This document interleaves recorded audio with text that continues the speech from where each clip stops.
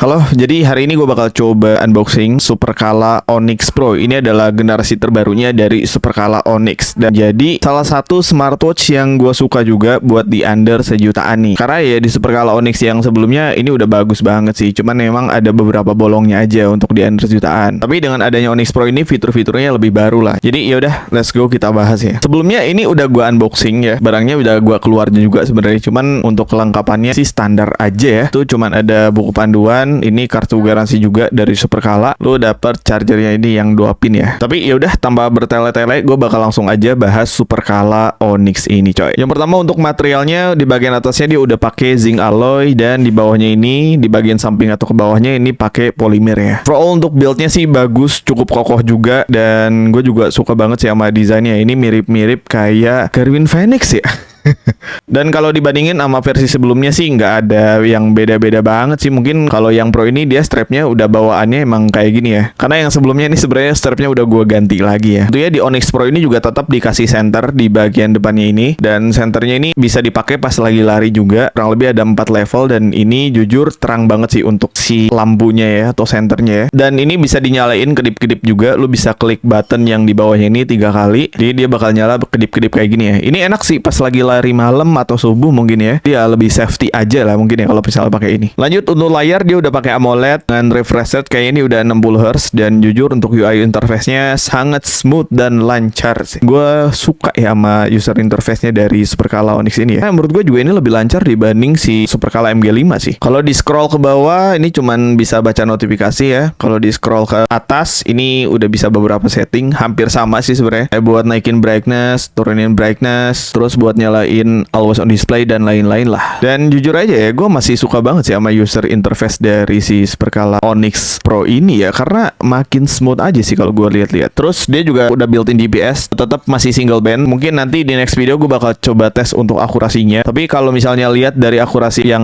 versi lama, sebenarnya akurasi udah bagus sih. Jadi untuk yang Pro-nya udah dipastikan akurasinya pasti bagus. Tapi di next video gue bakal coba compare ya. Dan ada beberapa fitur baru ya. Jadi sekarang Onyx Pro udah bisa intervalan nih. Intervalnya juga ini bisa lu set di aplikasi ya. Setnya juga cukup gampang sebenarnya. Ini juga intervalnya udah gua set ya, 10 set, intervalnya di 400 meter, dan pace-nya juga ini bisa di setting ya untuk pace-nya. Kayak ini gua main di pace 450 sampai 430. Terus rest-nya udah gua set juga di 1 menit 30 detik nih. Jadi ya udah bagus banget sih sebenarnya. Selagi intervalnya juga cukup detail ya. Di sini ada graph untuk pace-nya lu sesuai target pace atau enggak. Jadi kalau misalnya si panah ini tuh bisa ada di bagian atasnya ini, berarti pace lu sesuai ya sama pace yang udah lu set yang di atas ini nih. Contoh misalnya kan gua main di 450. Terus di mode intervalnya juga ini kelihatan kan ada pace, di bawahnya ini sisa intervalnya 400 meter. Jadi dia bakal berkurang seiring lu lari ya. Total runningnya juga cukup lengkap, kayak dia udah ada jarak, pace, heart rate. Di bagian atasnya juga ini udah ada zona heart rate. Di bawahnya ini ada waktu sama ini real time waktunya ya. Dan untuk jaraknya sebenarnya untuk data ini cukup lengkap sih ya. Kayak rata-rata pace juga ada, pace real time juga sini ada lagi, kalori, bahkan ada khusus untuk zona HR-nya nih. Ini bagus sih, gila. Dan fitur olahraga juga ini makin lengkap ya. Apalagi dia juga udah bisa dibawa berenang, kedalaman di 5 ATM. Jadi bisa dibawa berenang sampai kedalaman 50 meter. Terus kayak cycling dan lain-lain juga aman lah. Dan terutama untuk lari dia proper banget sih. Apalagi buat dibawa trail run nih. Supercala Onyx Pro ini makin improve sih. Karena apalagi sekarang dia udah bisa import GPX nih. Ini udah gue import GPX-nya. Terus untuk Supercala ini juga dia udah ada VO2 Max. Meskipun VO2 Max ini harus dikalibrasi dulu ya. Tutorial untuk kalibrasinya juga ini udah dikasih tahu. Terus yang menarik juga sekarang di Supercala Onyx Pro ini ada beban latihan ya. Ini mungkin training load ya. Ini menarik juga nih Onyx Pro ini, gila sih. Kalau soal fitur kesehatan sih kayak heart rate tracking, sleep tracking, stress level, oksigen darah, ya cukup lengkap ya untuk fitur kesehatannya. Dan soal entertainnya juga kayak untuk angkat telepon, jawab telepon juga udah bisa. Dia juga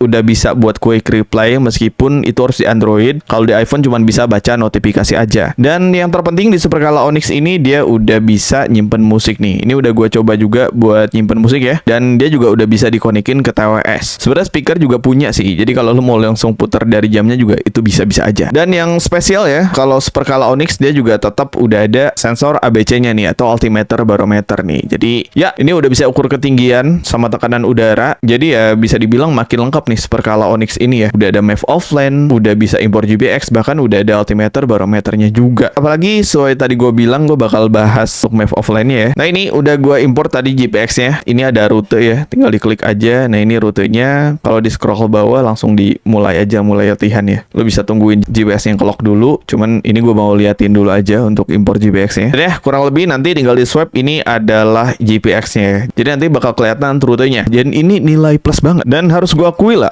aplikasi FitBuying ini udah cukup mateng sih. Hal-hal yang gue butuhin buat running itu hampir bisa diakses di sini ya. Semisal lo mau bikin rute juga udah bisa langsung. Ini tadi GPX-nya, lo bisa langsung bikin rute, dan di sini enaknya lo bisa bikin rute langsung dari aplikasinya. Ini bagus banget, lo bisa bikin rute langsung cuy, tanpa butuh bantuan aplikasi lain gitu, bisa langsung dari aplikasinya.